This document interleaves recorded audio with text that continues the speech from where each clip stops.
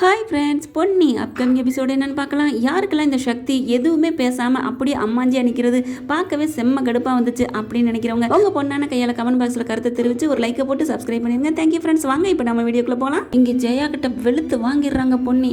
யாரை கேட்டு இந்த வீட்டை விட்டு போகணும்னு சொல்கிறீங்க? நான் போகணும்னு அவசியமே இல்லை. நான் இந்த வீட்டுக்கு வாழ வந்தவ. என்னை கையை பிடிச்சி கூட்டிகிட்டு வந்தது எங்கள் மாமனார். அவர் சொல்லட்டும் என்னை போண்டு அப்படின்னு சொல்லிட்டு, அப்படியே இருந்தாலும் யார் சொன்னாலும் நான் போக தயாரில்லை. என் மேலே பட்ட களங்க துடைக்காம போக மாட்டேன் அப்படின்னு சொல்லிட்டு வீறு கொண்டு வீட்டுக்குள்ள ரூம்குள்ளே போயிடுறாங்க. என்ன இவ இப்படி வீட்டுக்குள்ள வந்துட்டாலே ஒன்றுமே பண்ண முடியலையே அப்படின்னு நினச்சிட்டு இருக்காங்க. சரி, இவளை எப்படியாவது நம்ம திட்டம் போட்டு வெளியில் அனுப்பணும் அப்படிங்கிறாங்க.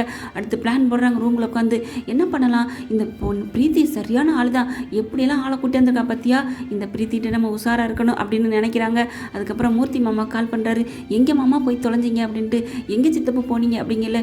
ஏன் கேட்குறீங்க, நீங்கள் எனக்கு ஒரு பிரச்சனையாக இருக்குது அப்படின்னு சொல்லி புலம்பி தள்ளுறாரு. இந்த வந்துட்டேன்ப்பா, நான் வந்துட்டேன், நான் என் பொண்ணை பார்க்க வந்தேன் அப்படின்னு சொல்லிட்டு. இவ்வளவு நடந்திருக்கா? ஓ, இந்த பொண்ணுக்கு இவ்வளோ வாய் முளைச்சிருச்சா? இருக்கட்டும் நான் வந்து வச்சுக்கிறேன் அப்படின்ட்டு. நல்ல வேலை நம்ம மாட்டிக்கலையப்பா அப்படிங்கல. அதெல்லாம் எப்படி, நம்ம அவ்வளோ காசு கொடுத்துருக்கோம், அதனால் அவங்க எதுவுமே சொல்ல மாட்டாங்க அப்படின்னு பேசிகிட்டு இருக்காங்க. இந்த பக்கம் பார்த்தீங்கன்னா இங்கே பிரீத்தி அவங்க அப்பா அம்மா கிட்ட பேசின்னு வந்துக்கிறாங்க. அவள் மறுபடியும் வீட்டுக்குள்ளே வந்துட்டாளா? போகவே இல்லையா வெளியில்? அவள் எங்கேம்மா ஒரு மாதிரி போனால் அப்படியே வெளியில் என்னமோ ஷாக் அடித்து வீட்டுக்குள்ளே வந்த மாதிரி திரும்பி டக்குன்னு வந்துட்டா. யூட்டன் போட்டு வந்து பத்திரகாளி மாதிரி ஆடுறா. பழைய பொண்ணியே இல்லைம்மா அப்படி பயங்கரமாக பேசுகிறா. பார்த்துருந்துக்க, காயை பார்த்து நவுத்து அப்படிங்கிறாங்க. சரின்னு சொல்லிட்டு பிரீத்திங்க வச்சிடறாங்க. அடுத்து பார்த்தீங்கன்னா இங்கே சுந்தரம் உஷாவுக்கு ஃபோன் பண்ணுறாங்க. அப்படி உஷா ஆடி போகிறாங்க. என்னென்ன சொல்கிறீங்க, அப்படியா இப்படியா அப்படிங்கிறாங்க. அவளுக்கு இன்னும் குழந்தைய பிறக்கல போகிறதுக்கு, குழந்தை பிறக்கிறக்காண்டி போணுச்சு, ஏன்னு தெரியல இன்னும் பெக்காமே இருக்குது. இங்கே பார்த்தீங்கன்னா நான் இருந்தேன்னா அவளை ஏதாவது பண்ணியிருக்கலாமே, என்ன பண்ணுறீங்க, ஒரு வருஷம் ஆச்சு இன்னும் அவளை அனுப்ப முடியலையே அப்படின்னு எல்லாம் ஆளாளுக்கு பயந்து நடுங்குதுங்க. சாது மிரண்டா காடு கொள்ளாதுன்னு எல்லாம் நடுங்கி போய் கிடக்குறாங்க. அடுத்து காலையில் பார்த்தீங்கன்னா ஒரு வேலையும் கூட பொண்ணி பார்க்க முடியாதுன்னு அப்படியே இருந்துக்கிறாங்க. பார்த்தா என்ன அப்படி கிடக்கு அப்படின்னு சொல்லல. எதுவுமே கூட்டலை, தொடக்கல, பாத்திரம் கழுவல. என்ன அப்படின்னு ஜெயா பவானி அப்படிங்கல. அவங்க அப்போ மெல்ல அப்படியே எந்திரிச்சு ஆடி அசந்து வர்றாங்க. என்ன பவானி ஒரு வேலையும் பார்க்காம கிடக்கு அப்படிங்கல. ஏன் பொண்ணி பார்க்கலையா?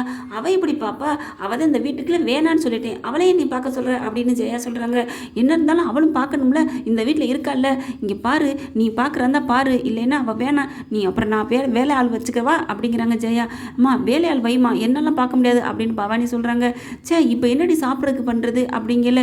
சரி நம்ம ஹோட்டலில் வாங்கிக்குவோமா? இல்லை வேணாம், நான் ஏதாவது உப்புமா கிண்டுறேன் அப்படின்னு சொல்லி பவானி கிச்சனுக்குள்ளே போகிறாங்க. இங்கே ஐயோ உப்புமா கிண்ட போகிறாளா, அது எப்படி இருக்க போதே, உப்பு சப்பு இல்லாமல் நல்லா இருக்காதே அப்படின்னு பவானி புருஷன் பயங்கரமாக நொந்துக்கிறாங்க. சந்திரசேகர் வராரு. என்னமா பண்ணி எல்லா வேலையும் பார்க்காம எல்லாம் எப்படி ஆட்டம் காட்டிட்டு போல இருக்கேன் அப்படிங்கல.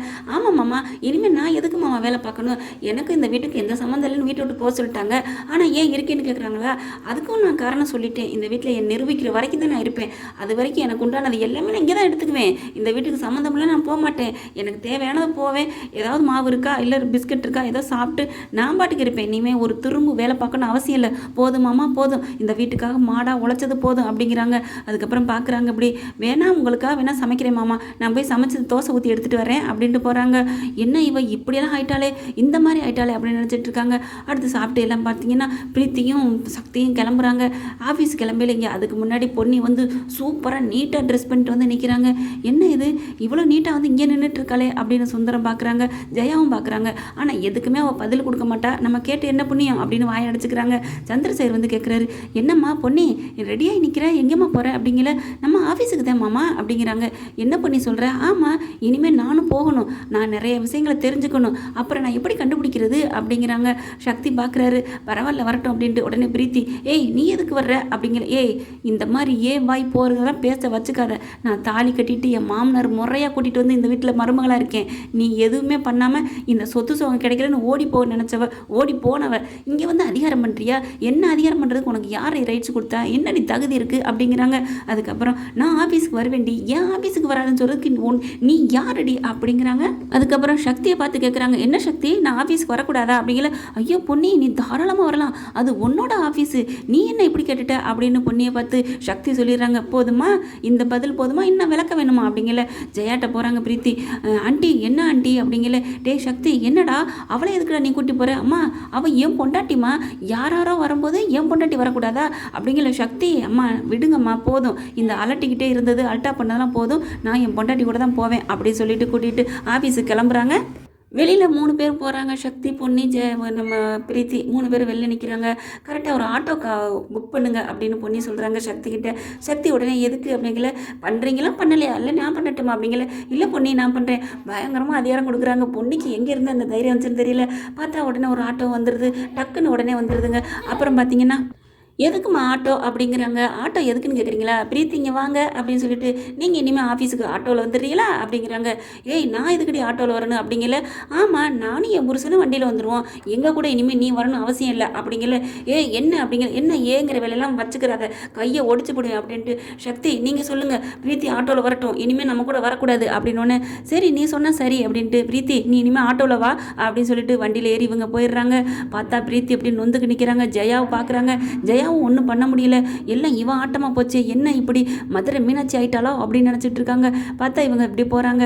ஏன் சக்தி நான் இதெல்லாம் பண்ணுறது, ஐயோ நீ எல்லாம் பண்ணுறது கரெக்டு, உன் பக்கம் தான் நான் நிற்பேன் பொண்ணி, நீ என்னை மட்டும் தப்பாக எடுத்துக்காத அப்படிங்கிறாங்க.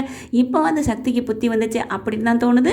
பிரீத்தி என்ன பண்ணுறது தெரியாமல் நொந்துக்கிட்டு ஆட்டோவில் போய் சேர்றாங்க. என்ன இவ ஆஃபீஸுக்கு வந்துடுறா, இப்படியே நிழல் மாதிரி இருந்தால் நம்ம என்ன பண்ணுறது, சக்தியை இவகிட்ட இருந்து பிரிக்கவே முடியாது போல இருக்கே அப்படின்னு நினச்சிட்டு இருக்காங்க. ஓகே ஃப்ரெண்ட்ஸ், பார்க்கலாம், இப்படி தான் போகலாம். உங்கள் பொண்ணான கையால் ஒரு லைக்கை போட்டு சப்ஸ்கிரைப் பண்ணிடுங்க. Thank you friends.